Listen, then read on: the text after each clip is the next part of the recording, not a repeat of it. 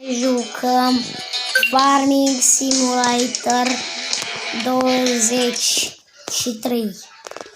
Cum vedeți aici, suntem pe Farming Simulator 23. Ia uitați ce fermă ne-am ales, foarte frumoasă. Deci suntem cu munții, toată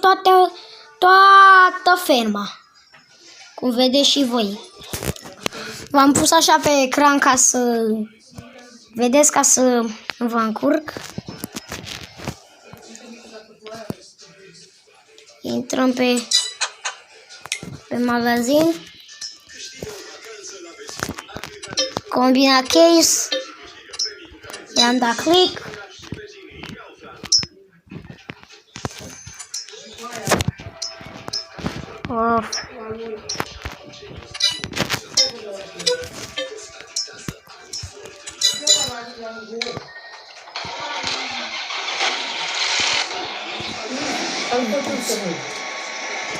Ce? Da, ce mă postați pe YouTube.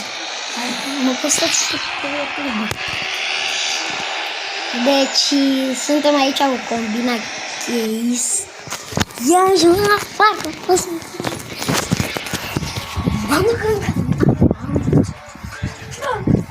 Aici ai mai bine. Deci, tot aranjat în combina aceasta. Uitarea de header. Deci așa. O să dureze ceva mult.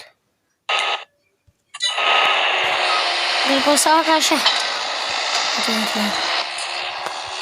Așa. Fungirea că ne așteaptă de recortat. Avem headerul în spate, combina în față. Ce mai vreți? Ia să mă dau un pic jos.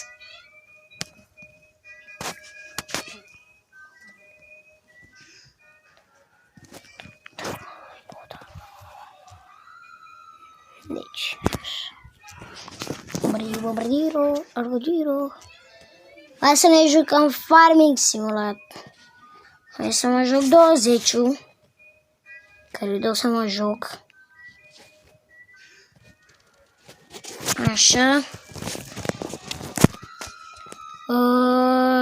BS20, tot elegant, parfumat. Tot aici suntem pe postare. Cum vedeți, ferma. O să duc asta. Jucăm Farming Simulator